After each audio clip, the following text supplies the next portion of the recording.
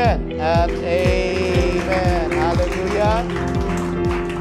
Bago kayo umupo, pakisabi sa katabi niyo ulit, salamat at nandito ka. Amen. Praise God. Welcome. Welcome. Okay, good afternoon, Compraise. Hallelujah. Buwan ng Mayo na at tayo po ay palapit na ng June at may December na. Okay? Anyway, today is our Baccalaureate Sunday. Andito pa yung iba or yung mga hindi nakatin kaninang umaga. I pray that you will stay. Okay? And today is also our Communion Sunday. Ano po? So, ang ating Communion Sunday, tayo po ay sama-sama mamaya dudulog sa ating banal na hapunan. Okay? So, today, because it's our Baccalaureate, ang Baccalaureate ay isang Sunday na sineset aside natin para i-recognize, i-honor yung mga nagtapos ngayong taong school year at yung mga naka-receive din ng mga awards dahil nais po nating na ipagdiwang ang kanilang mga achievements. Amen po. So that's why, ngayon pa lamang, congratulations, palakpakan po natin ang ating mga kapatiran. Ano? Okay, ganun din sa mga nagtapos ng School of Leaders. Yan, yung mga naka-itim, no? So, praise God, congratulations din po sa inyo. Well, we will have our Holy Communion after the message, and for those who are joining us online and following us on YouTube, after the message, prepare your elements, and we will partake of the Lord's Supper together. Well, praise God, it's good to be back in this pulpit. Okay, by the grace of God. Kaya, na-miss ko ang mag-preach. Alright? So, I would like to thank all of you for your prayers during this time na nagkaroon ng challenge sa akin physically. And I'd like to thank Pastor Alex. Palakpakan naman natin si Pastor Alex. Thank you. And all our elders, Kuya Beam at as Jay, you know. So thank you so much. And they will continue to preach the Word of God habang ako po ay wala sa 2 buwang ito at para tayo po ay mapagpala ng salita ng Diyos. So thank you so much for preaching the Word about the power of the cross of Jesus Christ. I hope by now you realize how powerful the cross of Jesus, what He has done on the cross. Okay? It's a non-negotiable message na dapat maunawaan natin what Jesus Christ has done on the cross. Okay? Ano po ang naging effect sa atin nito? Kaya nawa ay balik-balikan natin ang mga mensaheng binahagi po sa atin.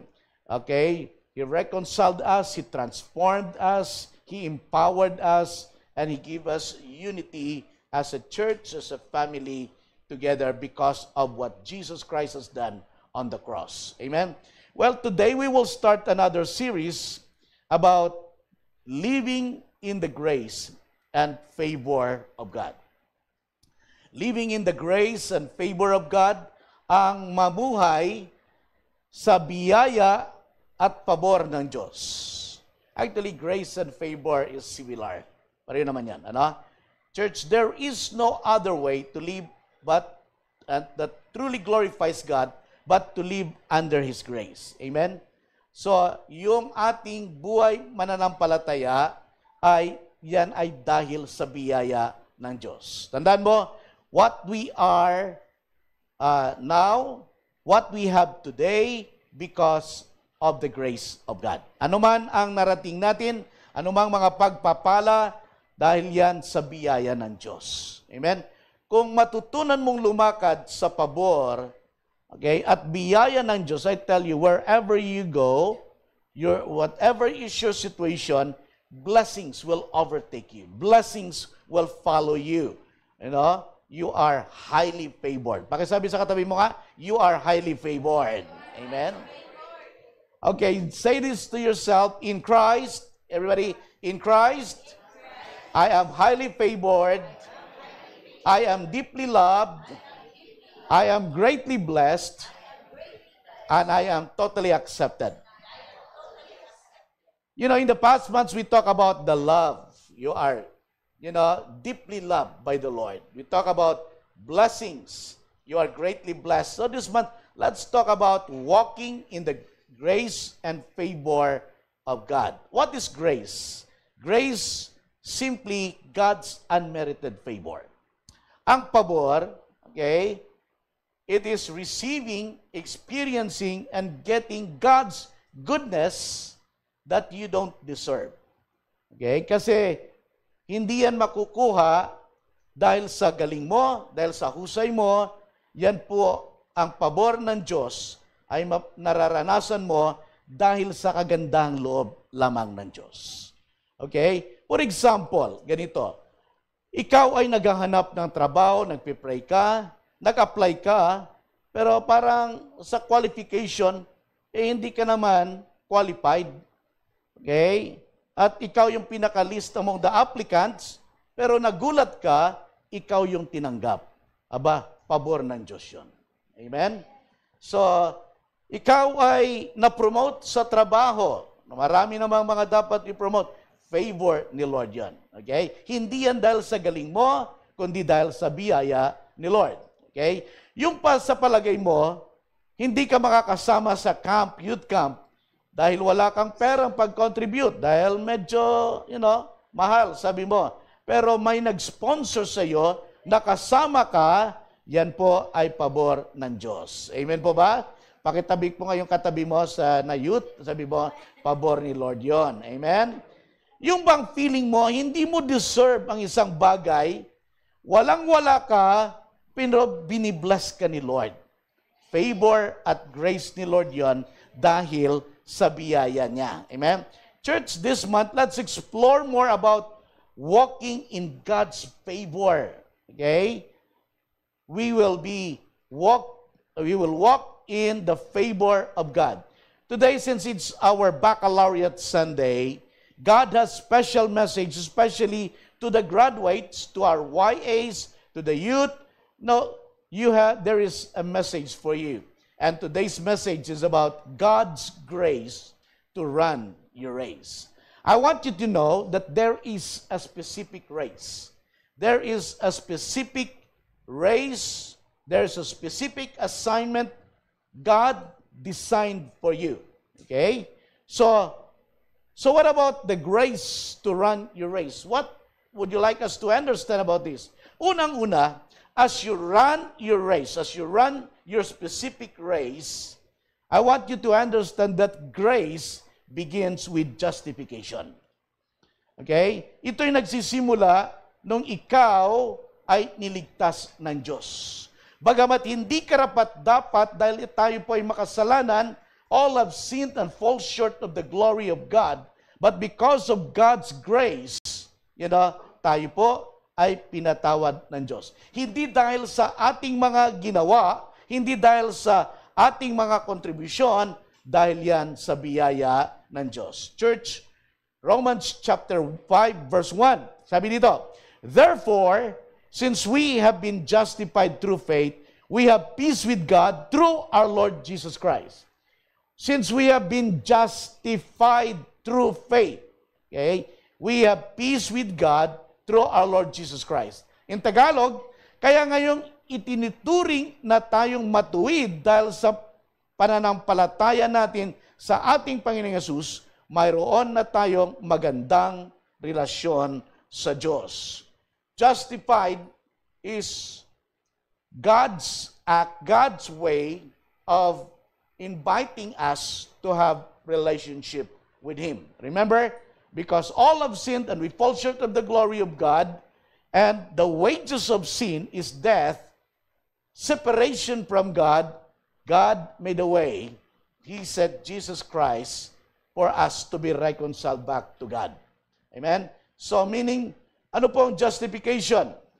So meaning to stand in grace, is to stand fully that you are accepted and righteous before God. Not because of what you've done, but because of what Jesus Christ has done on the cross. Amen po? Nakuha po ba natin? Ang biyaya niya ay unang pinamalas sa atin nung tayo'y makasalanan pa. Binigay ng Diyos ang kanyang anak na si Jesus. Binigay ang kanyang buhay sa atin na siya'y namatay sa krus because the wages of sin is death. So, merong namatay para sa atin, at yun si Jesus, upang tayo po ay tubusin sa ating mga kasalanan. Upang ang sino mang sumampalataya sa Kanya ay Kanyang pinawalang sala, ginawang matuwid, at nagkaroon ng buhay na walang hanggan. May mga anak ng Diyos po ba dito? Amen. Meron ba nagsabi dito na ako ay may buhay na walang hanggan? Dahil yan sa ating pananampalataya sa Diyos. Okay? Dahil sa Kanyang biyaya. Hallelujah. So, makikita po natin na kung saan sabi sa Romans chapter 5, verse 8 and 9, sabi doon that, sabi, because how God loved us that while we were yet sinners, God demonstrated His love for us that He gave Jesus Christ who died on the cross for us. We are saved by grace. Amen? Tayo po ay naligtas sa biyaya ng Diyos. Andito tayo, pasalamatan natin ang Diyos dahil sa biyaya niya, dahil tayo pinatawad niya at iniligtas niya. Hindi ating mga gawa, hindi ating mga kontribusyon, hindi tayo gumawa ng kaparaanan para maligtas, kundi sa pamagitan ng biyaya ng Diyos. Palakpakan naman natin ang ating Panginoon. Na-touch ko na lang din ang justification. Nais kong ituloy ito na very short lang. Okay? As Christians, I want you to understand this, that there are 3 tenses of our salvation. Ano? So ano po yun? Number 1, yung justification, yun yung past part ng ating salvation. Yun yung na-born again ka. Okay? Ito yung time na ikaw ay binayaan niya ng buhay na walang hanggan. Pinawalang sala, ginawang matuwid, hindi dahil sa mga gawa mo, kundi dahil kay Jesus. Kailan ito nangyari? Noong ikaw ay manampalataya, tumanggap kay Jesus. Na-justified ka. Ano? You were justified. Pinatawad at ginawang matuwid. You were justified by grace through faith. At ang pangalawa ay yung present tense, yun po yung sanctification. After you were justified, now you are sanctified. Okay? This is our life as a Christian believer. Ito yung buhay natin ngayon sa pangkasalukuyan habang tayo nabubuhay. Pagkatapos na tayo pinawalang sala, ito po yung buhay natin bilang mananampalataya.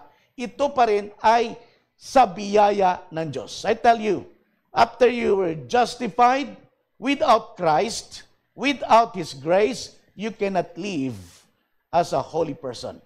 Why? Because no one is holy really. No one is righteous. Yung righteousness natin ngayon, hindi yan dahil sa ating kabutihan, hindi dahil yan sa ating kabaitan, kundi righteousness ni Lord. Amen. Okay? Because ang righteousness natin, hindi perfect. Yeah, pwedeng mabait ka ngayon, pero mamaya-maya, baka bukas, pwede kang magalit at, magkasala. Amen?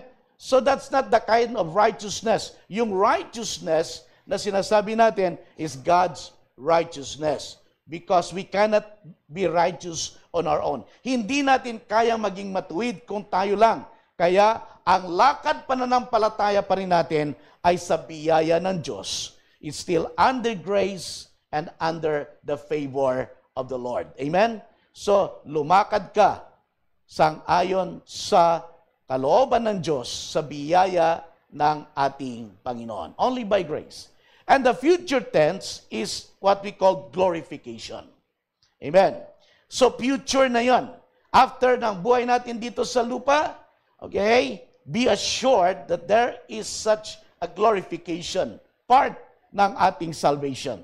That's when, okay, we will truly experience life in Christ with our glorified body. Okay, by His grace, all the believers will be with the Lord forever in glorified body in heaven. And we will enjoy God forever. We look forward to that stage ng ating salvation by grace. Okay, you get it, church? Okay, so yung foundation ng grace ay justification. Okay? Yan po ay naniniwala ka na ikaw ay ligtas, naging anak ng Diyos, pinatawad at naging matuwid dahil sa biyaya ng Diyos. Ngayon, naniniwala tayo dahil sa biyaya ng Diyos ay kaya nating lumakad sangayon sa pananampalataya natin na tayo po ay naging matuwid at pinatawad ng Diyos. And we look forward, okay, hindi lang hanggang dito sa lupang ito na kung saan ang glorification, we will be with the Lord forever. Amen po ba? Hallelujah. Okay? So going back to my point number 1, justification is the divine act where God declares us righteous, forgiven, accepted, and saved. Okay? Hindi ka maging, kumbaga yung ating buhay ay pinatawad tayo ng Diyos at ito'y sa biyaya lamang ng Panginoon. Siya ang ibibida natin, hindi yung tayo ang bida. Kaya masanay tayong magsabi, okay, na God's grace. Because of God's grace. Paano ka naligtas? Because of God's grace. Paano ka pinagpapala? Dahil sa biyaya ng Diyos. Biyaya lang talaga ng Diyos. Kahit anong galing mo, I want you to understand, kahit yung abilidad mo, yung talino mo, ay galing pa rin kay Lord yan. Amen? So yung buhay natin dito, yan ay grace pa rin ng ating Panginoon. Okay? Kaya dahil kung unawaan natin, we are here because of God's grace. Ang tunay na meaning din ng justified is this: just as if I never sinned. Okay? Yun po. Dahil justified ka, pinatawad, binura, nilinis ni Lord ang mga kasalanan mo, ginawang matuwid, kaya ang nakikita ang righteousness ni God. So, kaya dahil doon, as if, justified as if I've never sinned. Amen? Pinawalang sala, iniligtas, tinanggap ka at ginawang matuwid. Again, hindi dahil sa ating mga gawa, hindi dahil sa ating mga kontribusyon, dahil sa ginawa ni Kristo doon sa krus. This is the cornerstone of our faith. Amen? Church, the key to living with greater confidence and boldness is knowing first and foremost is to believe that all your sins are forgiven. Amen? Nung bata pa tayo, kayo ba napalo na ng magulang nyo? O ng nanay nyo? O Mother's Day sa Sunday, o invite nyo yung mga nanay nyo, okay? Okay, para ngalan po natin sila. Alam mo kung may kasalanan ka, you know? Halimbawa kami, mga magkakapatid, may assignment, sino maghugas ng umaga, ng plato, sa tanghali. Ayoko ng umaga dahil maraming baso, mahirap hugasan, di ba? At least kung may sa gabi. Minsan yung na-assign sa tanghali, okay? Madaya siya. Yung sa kapatid ko. Bakit? Siyempre malilate na sa school. So mamaya na daw pagdating hugasan. Hanggat pag uwi naman ng gabi, magpapalate din ng uwi. Di siyempre ako na lang utusan ng nanay ko o kung sino man yun, So nalulugi ka, So yung kapatid ko uuwi, kung sino man yung assignment, alam niya na may kasalanan siya. Hindi niya tinupad. Kaya para bang hindi kaagad yan makapunta sa nanay ko dahil alam niya na may kasalanan siya. Yun ang nagagawa ng kasalanan, di po ba? Parang uneasy ka o sa tatay mo, para ikaw ay. Pero kung wala kang kasalanan, okay, living without offense, well, you have the confidence and boldness, knowing that all your sins are forgiven. Ganun tayo mag-approach the throne, okay, ni Lord. Okay, ganyan ang biyaya ng Diyos. Today, as a born-again Christian or as beloved child of God, know that your Heavenly Father is not angry with you. Amen? Okay? God is not angry with you. He is not mad at you. He will not punish you when you fail because He already suffered for our sins. Amen? Pinag-irapan, namatay na si Jesus para sa ating mga kasalanan. Okay? Hindi ka na niya paparusahan uli dahil siya po ay naparusahan na para sa ating mga kaligtasan. Amen po? Kaya yung mga nagpipinitensya, yung gumagawa pa ng parang kabayaran, sa kanilang mga kasalanan, para bang feeling nila hindi pa sapat yung ginawa ni Jesus doon sa krus. Tutulungan ko si Jesus, kaya andyan yung papaluin niya rin likod niya, andyan yung papasan din siya ng krus, na akala niya sa pamagitan noon ay mababayaran niya yung mga kasalanang nagawa. No, okay? Mali po yun. In fact, it's an insult to Jesus because you are saying, hindi pa enough yung ginawa mo, Lord. Kaya ito, tutulungan kita. Okay? Papako din ako. So, yun po ang ginagawa ng iba. Or not just sa penitensya, but if you are doing something on your own which you think, okay, you can do God a favor, di ba? O Lord, may utang ka sa akin, ha? That's wrong. Okay? Kasi hindi dapat ganon. O Lord, nagsimba na ako, bless mo ako, ha? Kung hindi, o Lord, nagbigay ako ng offering ko. Pagka wala akong matanggap na blessing, babawiin ko yun. Hindi mo na babawi, di ba? So parang as if you've done favor kay Lord. No. Okay? Siya ang gumawa ng pabor para sa atin. At tayo kumatangan. Brothers and sisters in Christ, know that all your sins have been judged and punished in the body of Jesus Christ at the cross. Tinapos na niya sa cross para ikaw ay mapawalang sala. Hindi ka na pwedeng parusahan pa sa kasalanang binayaran na ni Jesus. Sabi nga sa law, di ba, Kuya Bim, ano tawag niyan? Double jeopardy. Di ba? Yung bang, yan, ginagamit yan. Pinagbayaran niya na yung kasalanan. Limbawa si Teacher Rose, 27 years sa loob. Tapos ibabalik nila, one time nag-Bible study siya doon. Paano kung hindi ka pwede lumabas? Okay, dagdagan mo pa. Okay, hindi, pinagbayaran ko na yung kasalanan ko. Di po ba? So, hindi pwede. Double, yun sinasabi na double jeopardy na. Diba? Doble-doble ng bayad. Amen. Okay? Kaya, hindi pwede tayo ay parusahan uli, matakot, okay, dahil sa mga kasalanan po natin. Okay? Every day, you come to God and say, oh, thank you, Lord, for your grace. Thank you, Lord, sa biyaya mo. Thank you, Lord, sa pabor mo. Bagamat hindi man karapat dapat sa mga pagpapalang ito, okay, ay dahil yan sa biyaya ni Lord. I tell you to be honest, I don't deserve to be your pastor. Okay? Napakagaling nyo. Okay? Napakagandang mga lalaki at babae kayo.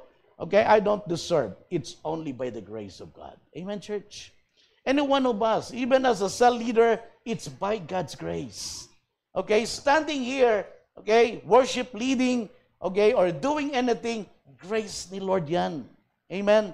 Church, remember on the cross, He carried all our sins, all our sorrows, sickness and diseases, and by His stripe we are healed, and through His blood that shed on the cross, we have been forgiven.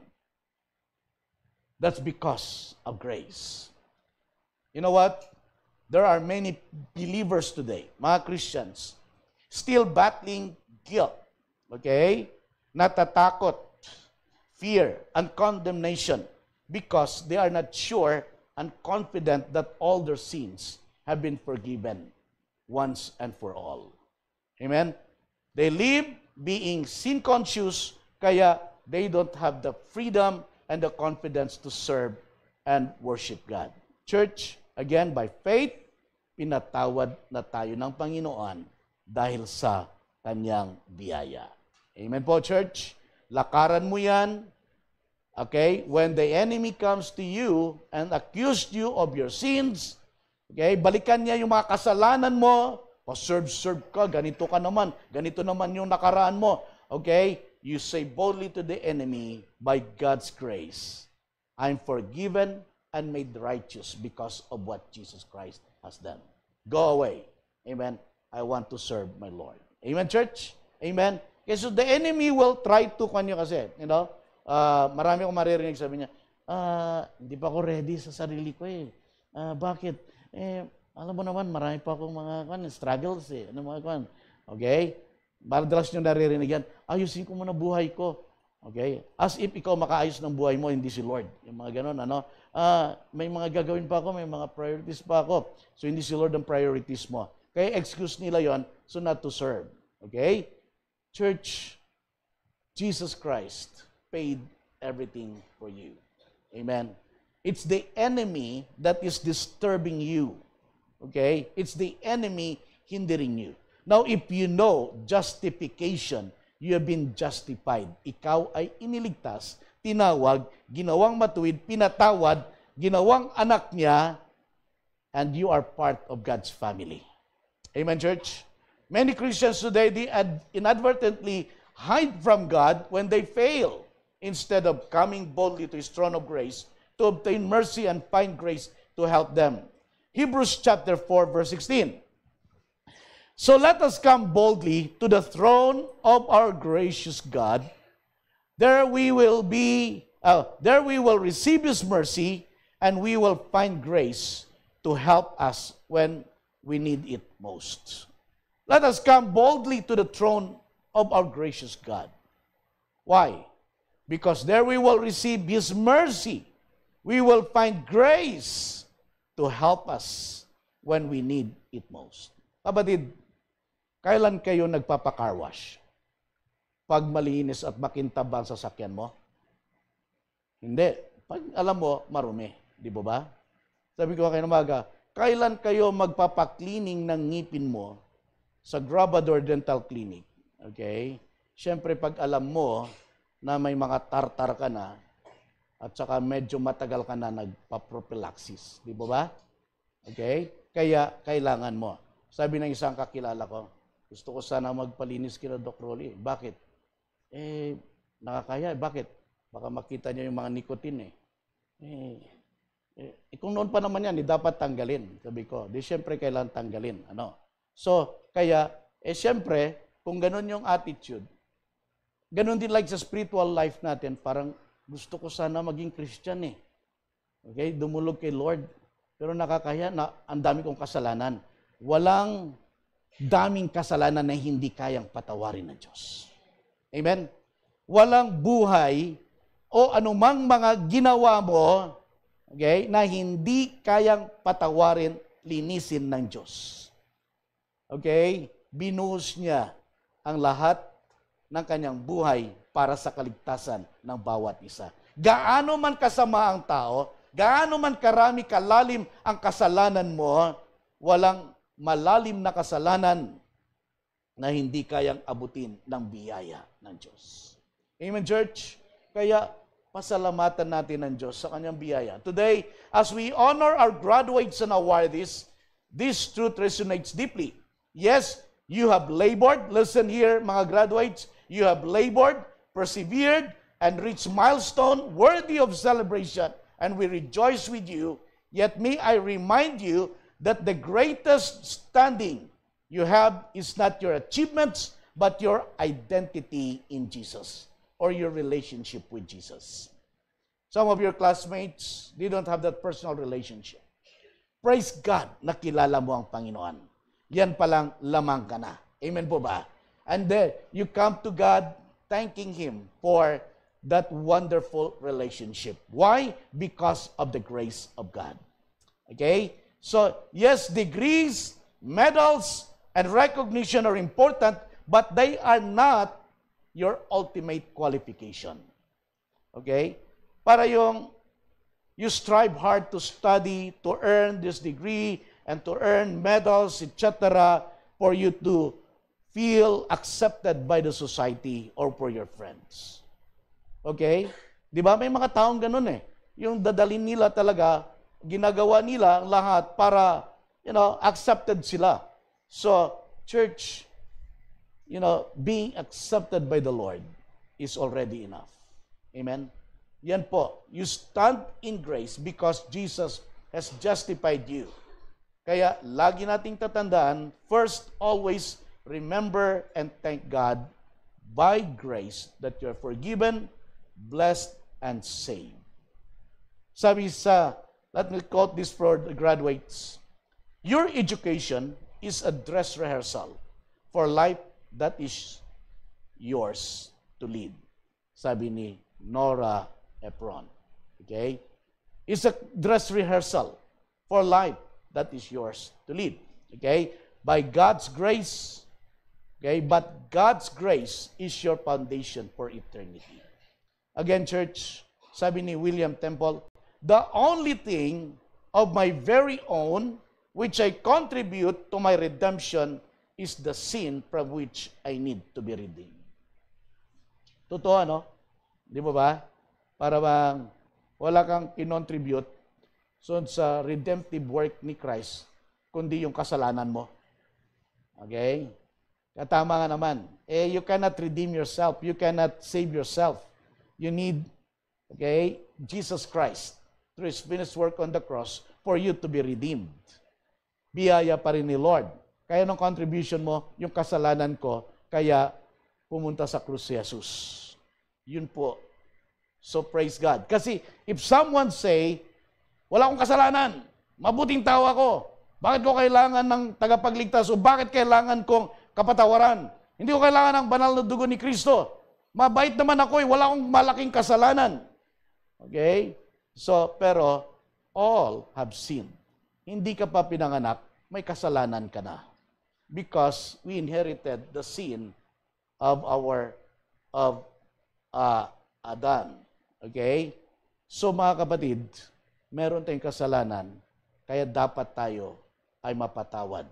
Again, as you run your race, okay, have you fully embraced the reality that you are justified and not guilty in God's sight?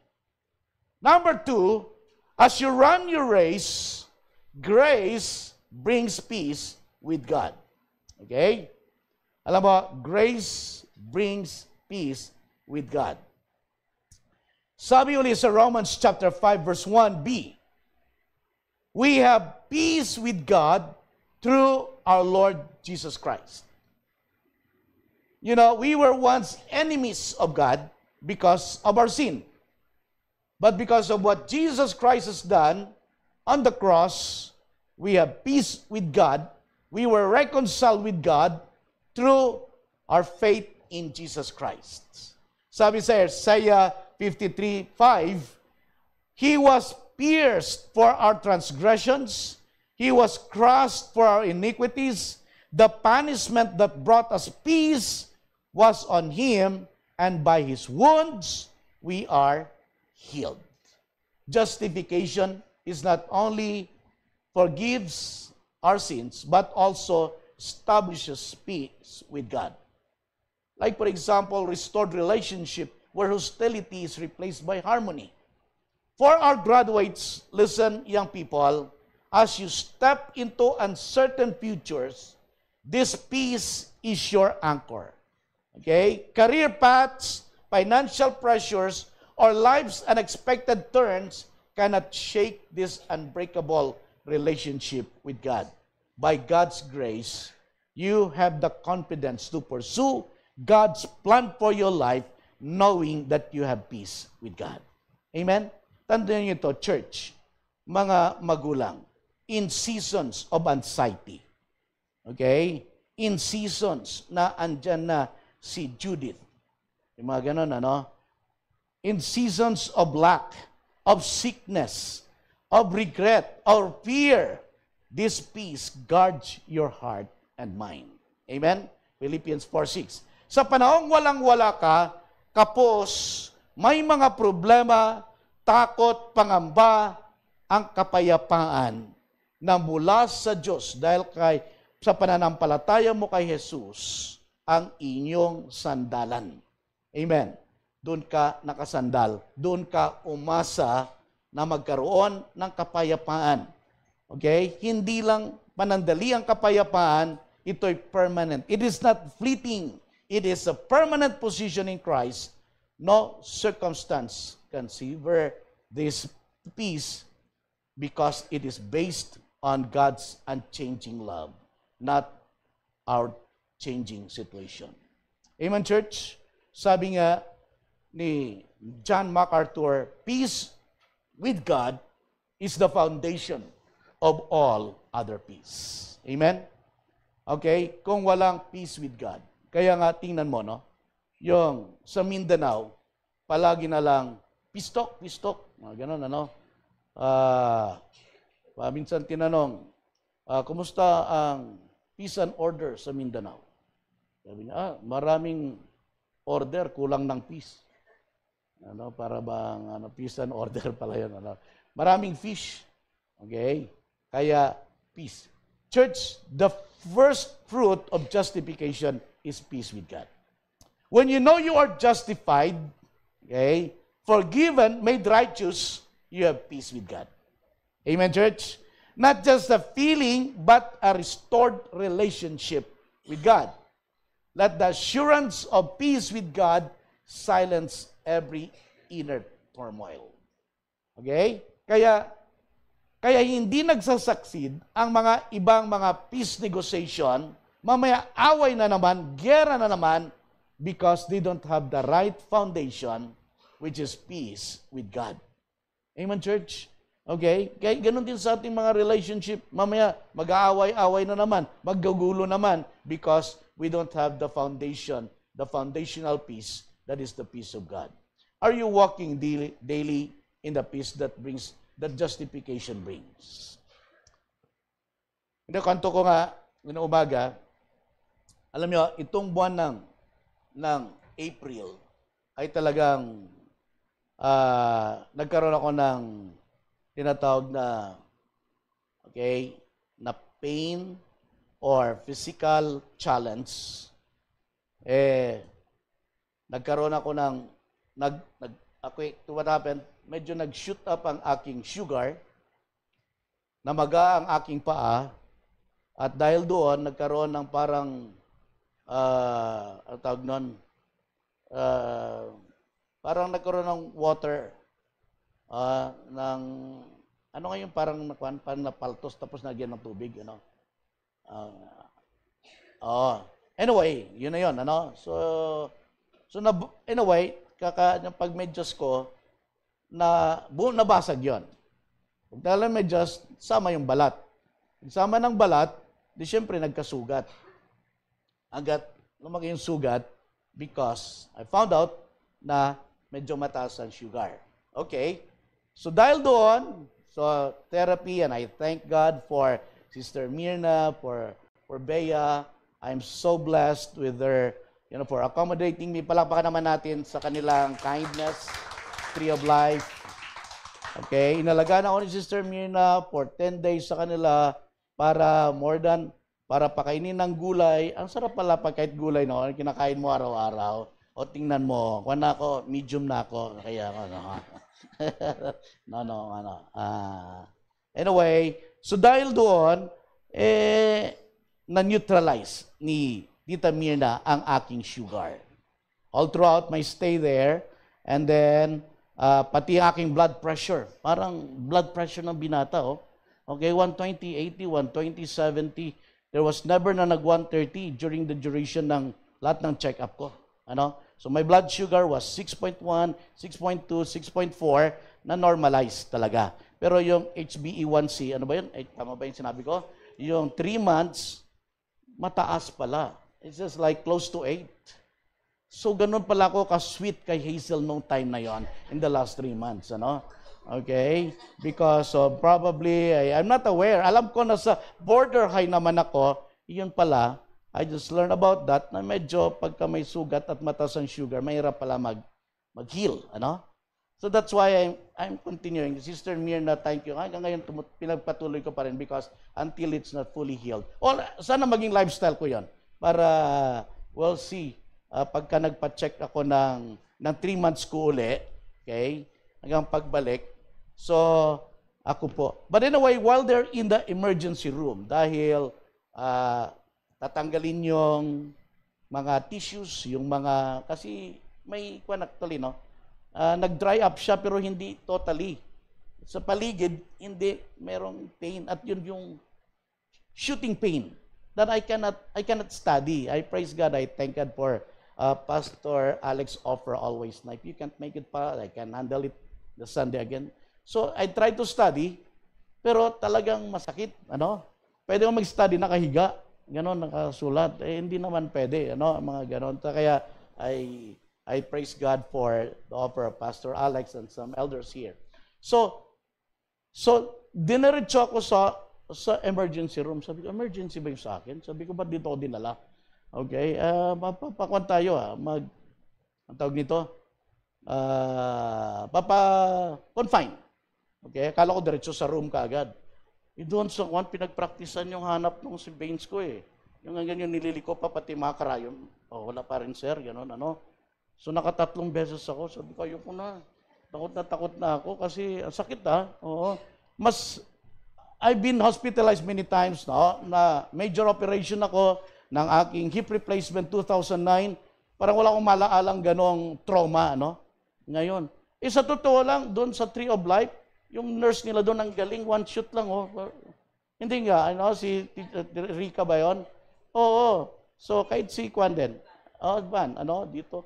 Ba't kayo hindi nyo makita? Sabi ko, one time lang yan, Ang tagal nila, pinagpapalitan. Ayaw na nga magpagkita yung mga nurses sa akin dahil sabi ko, nagulat ako. Na-trauma na ako na minsan may isang doktor mag-request pa ng blood. Ayoko na, tama na yon. Kung tanungin nyo sa laboratory kung pwede na yung in-extract sa akin kahapon. Meron pwede, di ba? Pero meron talagang fresh blood daw. Okay, pero na-trauma talaga ako. Every time papasok, pati yung ito parang every 4 hours, piniprick ako dito, pero parang sanay na rin ako nung bandang huli. Pero nagugulat ka lang para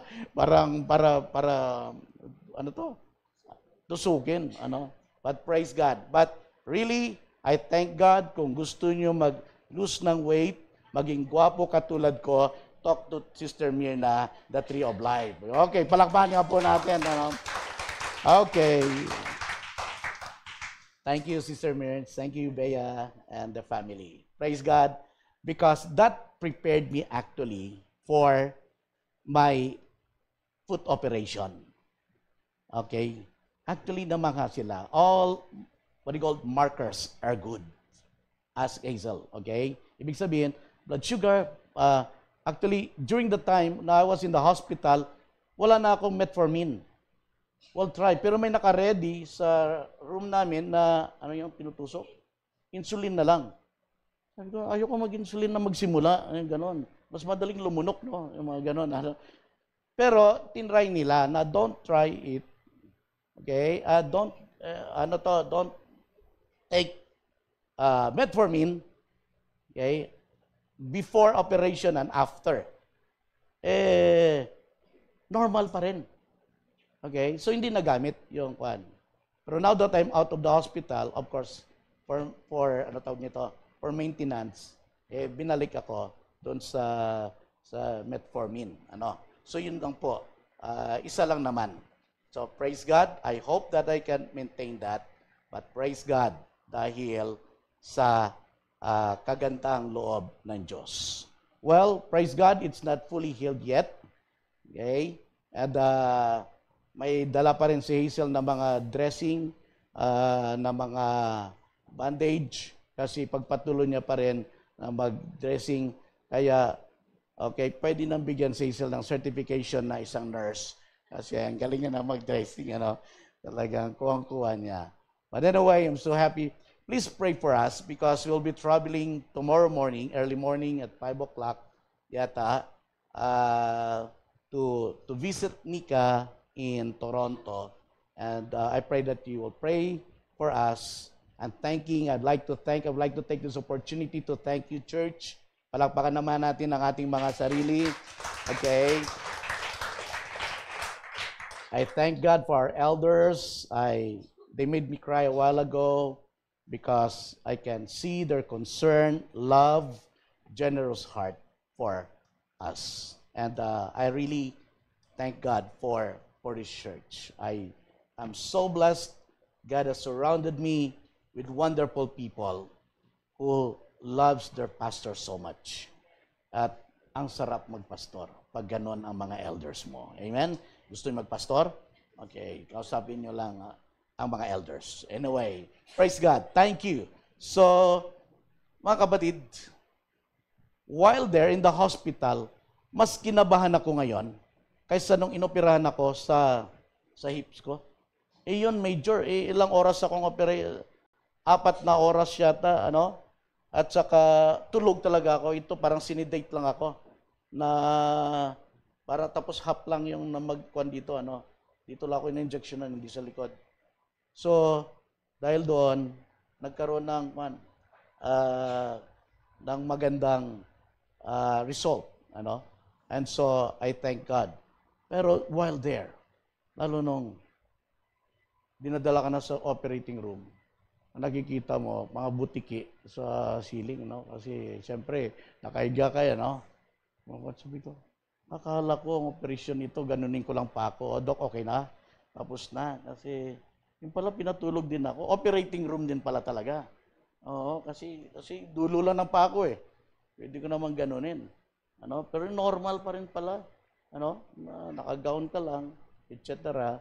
And so, after ng operation, parang gising na rin ako. Parang alam ko, parang may nangyari sa paa ko. Hindi na ko. Well, there's still pain. I'm taking Biogesic. Lalo Sunday, sabi ko mukhang punong-puno ng activities. Siguruhin ko na. So, tinry ko naman mag-shoes. So, medyo okay naman. Parang secured nga siya eh. Ano? And anyway, I thank God for all of you. I thank God for all your prayers. It gives me peace because of your prayers, because of your love and encouragement. Palakpakan natin ang ating Panginoon. The grace of God brings peace with God. You can come to God boldly with confidence and approach the throne of grace. Number 3, as you run your race, now grace leads you to a particular race marked out for you. When God justified you, you become part of His family. God called you. Well, He did not call you for nothing. He called you for something special. He gives you a race, an assignment to run. Marked out for you. Okay? That is your, kung sa lane, that is your lane. That is your path. Hebrews chapter 12 verse 1, sabi doon, therefore, since we are surrounded by such a great cloud of witnesses. Alam niyo ba itong great cloud of witnesses? Ito yung mga kapatiran na natin, mga mahal sa buhay, na nauna na doon kay Lord. Okay? So they're cheering for us. I was telling, because I shared this verse also, I was telling the young people, you know, it's cheering for you. Who are the crowd of witnesses? Sabi ko, kasama si Ate Weng, pumapalakpak, okay, si Doc Ellen, cheering for you. Come on, go. Come on, youth. Come on, continue to pursue God's plan. Continue to serve God. They're cheering for us. Why? Because there is a race for us. Okay?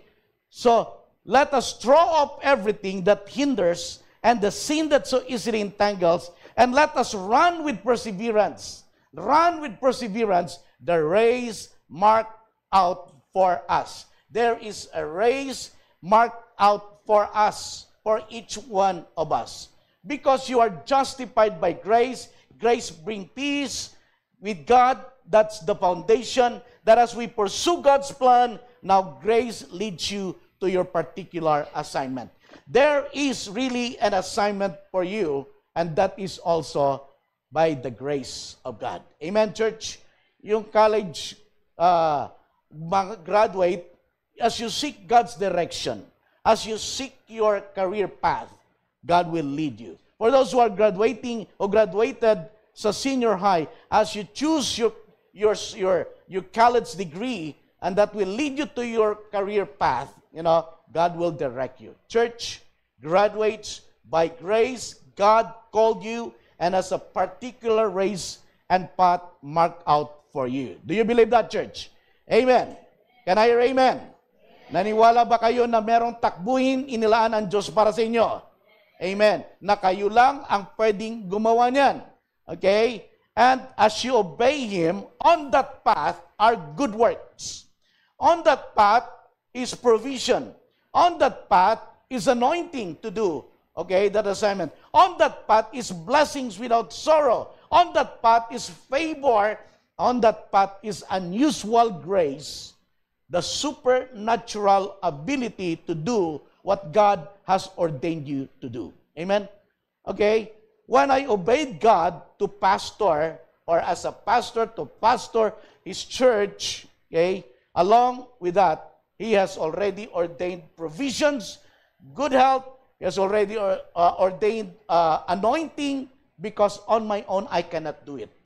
Amen? That's the beauty when you obey God with your race. So when God called me, when I said, yes, Lord, okay, I know there are good works that I need to do. There is provision, there is power, there is strength, there is anointing, and there is grace that only God, okay, can give to you to do your assignment. You and I want to find that path. Seek God's direction. We want to walk out the particular race that God has marked out or set aside for you. Chosen, prepared, and made ready for us from the foundations of the world. Kapatid, dahil sa masaganang biyaya ng Lord sa atin, tayo pinagkalooban niya ng isang takbuing inalaan niya bago pa man tayo isinilang sa mundong ito. Andun na ang takbuhin. Andun na yung assignment mo. Okay? So, I want you to know, okay, that you have a unique race. We don't compete in a race. You are unique, especially and specifically designed for your place and for your race. Okay? Because you are unique, nobody can do what God has called you to do the way you can do it. Sabi nga ng song, ng awitin, nobody but you. Di po ba? Okay? Amen po ba? Nobody can run your particular race the way you can run it. Amen? So, why? Because you are unique. Amen? After me, probably there will be pastors who will take over this church, but, that pastor will not do the way I do it. Okay? He can be better than me, okay? But, yung style ko, yung trabaho ko, that's unique for my personality. Amen? Amen, church? Kaya ganun din alalahanin mo kung sino ka sa leader ka, because you are unique. So avoid competition, avoid comparison, because comparing yourself with others is unwise. Hindi po makakabuti sa atin. Because comparison results in either of two things. Number one, you will be lifted up in pride. Okay? I'm better than him. Mas magaling ako. Sila with honors lang, ako with high honors. Di ba? Siya cum laude, ako summa cum laude. So, pride. Sila, our music team is better than their music team. Our church is better than their, we are team, because you are comparing. Or number two, you will feel inferior or suppressed if you tend to compare yourself with others. Amen? Oh, they are doing better than we are. Sila, may honors, ako wala. Ayoko na mag-lead ng cell group. Ang gagaling ng mga cell group leader. No comparison. Jesus made us all unique for a particular race by God's grace. When you know your particular race, don't feel insecure. Okay? This is my assignment. If you are assigned to be an usher, be the best ushers in the world. Okay? Marshal, be the best marshal. If you are assigned as a worship leader, as in the worship team, be the best, okay, music team. Why? Because you are unique. Okay? Jesus made us all unique for a particular race by God's grace. Lahat tayo ay may gawain, may takbuhin, may assignment, ayan ay dahil sa biyaya ng Diyos. Okay? We are the body of Christ and members individually. We need one another. We are part of the same team. Team Jesus tayo. We will not compete. Hindi tayo magsisiraan. Hindi tayo, magkaroon ng mga competition, because we are part of the same team. Amen? The truth is, by God's grace, your race is to help me run my race, and my race is to help you run yours. Amen? Kaya, yung mga cell leaders kanina, so, yung mga trainers natin is helping you to become an effective cell leaders. But you are also, in a way, helping us to run our race. You see, we study. We also prepare for our lessons for you. Okay? So kaya you are helping us, in a way, sharpen our personality. Together we will fulfill God's plan. Together we will advance God's kingdom. Together we go deeper and wider reach. Kaya get rid of the fear, because our race is not a competition. Be free to be yourself. I'd like to say this. You know what? Listen. The fullness of the anointing on your life will come forth as you are free to be yourself. Alam mo yan? Okay? Yung anointing mo talaga ay kung sino ka. Huwag mong kopyahin yung iba. Okay? Because anointing will flow as you are free to be yourself. Amen? Meron akong sinabihan, nagpo-post ng mga posing, sexy. Sabi ko, a friendly reminder, don't post. Okay? Post like that on Facebook. Okay? You know what? Sabi ko, you are beautiful just the way you are. Hindi mo na kailangan pang baliin yung balikat mo para pakita mo kung sexy ka. Okay, hello? Yung mga nagti-TikTok dyan, ganun, di ba? Maraming mahihilig dyan eh. Pero meron talaga nakikita na madalas yun. Siguro gusto niya mag-model, ano? Pero concern, because we know someone who done that and was raped. You know? And I don't want that to happen again. Honestly, ano? Kaya sabi ko, I warned you. Magalit ka man sa akin, i-unfriend mo ako, it's okay. I said my piece. Okay? Don't do that because hindi mo alam ang mga viewers mo. Hindi ko alam kung yun ba, content creator din ba yung ganon? Ayun, tama yun ba yung mga vloggers para marami kang viewers? No, pero hindi vlog yun sa Facebook. Pero what I'm saying, concern ako. Okay? So, but anyway, I said it to have my peace. Kasi, okay, close din sa akin ito. Okay? Pero wala na sa compression. Yan mga ganon. Okay? Remember, it's all because of God's grace that we're able to do the work of the ministry. Amen, church? Jesus is our standard. He puts, faithful men as pattern and examples. We follow their faith and examples. Church, God has blessed you with so much. There are things that you can do that we cannot do. You are unique. God made you special. Hindi special child. Okay? You are mighty in spirit. Okay? You are an example to follow. You are God's instrument. Amen, church? Pursue God's plan. Pursue the race that God has marked out for you. Remember, God has a race for everybody. Nobody's life is a waste. Walang buhay na dapat masayang because everybody has something that God is depending upon for them to do. Whether you are called to do in the ministry or not, you have a race to run. Amen? Okay? God wants you. If you're a teacher, okay, then do your assignment there as a Christian teacher. Amen? If you work in the bank, then so be it. You are a Christian there in the bank. Okay? Hindi naman lahat magpastor ka sa ministry ka para sabihin na, this is my race. No. Okay? Your race as an engineer, your life, wherever you are called as a Christian. Amen po, church? Kaya to our graduates, award this year, by God's grace, pursue your studies, pursue your career or ministry, pursue God's plan for your life, by faith walk with God, and let the expression of what He has made you to be come out. Amen, church? Number 4, as you run your race, be strong in God's grace. 2 Timothy chapter 2, verse 1, sabi dito, You then, my son, be strong in the grace that is in Christ Jesus. So this is Paul's letter to Timothy, his son in the faith.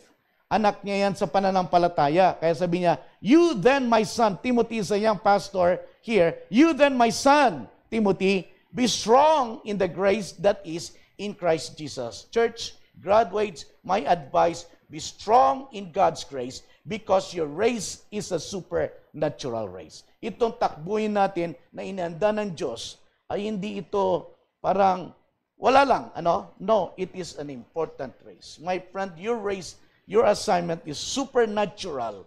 Ang gawaing kaloob ng Diyos sa atin ay napakahalaga. Hindi ordinaryo at hindi natin kaya kung tayo lang. Amen? Mapapagod tayo.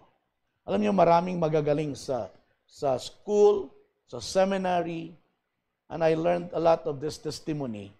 Mga with honors, highest honor, pagdating sa field, sa assignment nila, bagsak. Okay? Wala pang 1 year, nag-quit, napapagod, burnout. Why? Okay? They trust in their own ability. Medyo nilagay sa ulo yung galing yata nila na, highest honor ako, pinakamagaling ako sa klase.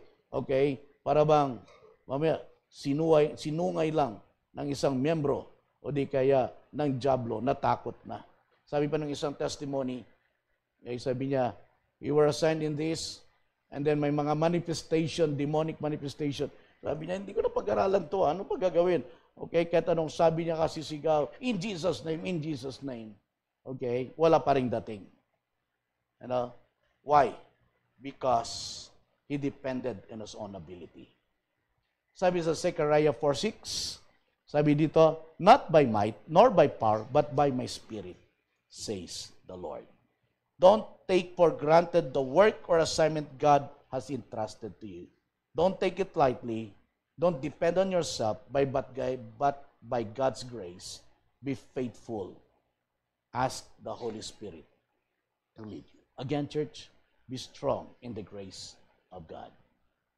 Alam nyo, I've been in the full-time ministry as a pastor for 32 years. 27 here at Compraise. Pero hanggang ngayon, nag-aaral pa rin at nanginginig pa rin every time I have preaching assignment. So that I will not depend on my own, that I have really asked the God and Holy Spirit for revelation for me to share something. Okay? I will not take it lightly because it's unfair for the people of God like you. Okay? Na mag-preach, walang laman. Okay? Mga kapatid, luhod pa rin tayo kay Lord sa grace niya lang. Grace lang ng Panginoon. Amen? I was telling my class sa preaching, huwag tayong masanay na pumunta kay ChatGPT at kay AI sa mga messages na ina-send ko. Ang ganda kasi, di ba? Buti lang hindi ako marunong nun. You seek God. Seek God's wisdom. Okay? Seek the Holy Spirit to help you, to lead you. Okay? It's okay sa simula kahit magkakabaliktad yung points mo. Hindi ka matuto kapag tayo po ay umaasa sa mga ready-made. Okay? Yung sardinas, nakakanned na. Okay? Yung instant. Sabi ko, kundi pag-aralan mo, habarang nagluluto ka na may tender loving care. Okay? May touch. Okay? Kahit sa simula, mahina. Church, I want you to know that God has a plan for your life. Grace to run your race. Number 1, ano sabi natin? Okay? Grace begins with justification. That's when you know you are born again. That's when you know Christ Jesus saved you and has forgiven you. You were justified. Amen? Grace brings peace with God. You know that you have the confidence to approach the throne of God because you know through Jesus there is real peace. The grace of God now leads you to your particular race. That's the reason why He saved you, He called you, because there is a race for you. And lastly, Paul said, be strong in God's grace because your race is a supernatural race. Let us pray. Father in heaven, I thank you, Lord, for your message. Thank you, Lord. Now, Lord, as we come before your table, as we celebrate Lord's Supper, thank you for the reminders that this is all because of what Jesus Christ has done on the cross. Salamat po, Panginoon, sa oras na ito na kami ay makapagdiwang ng banal na hapunan, malaala ang inyong ginawa doon sa krus. Dahil sa iyong ginawa,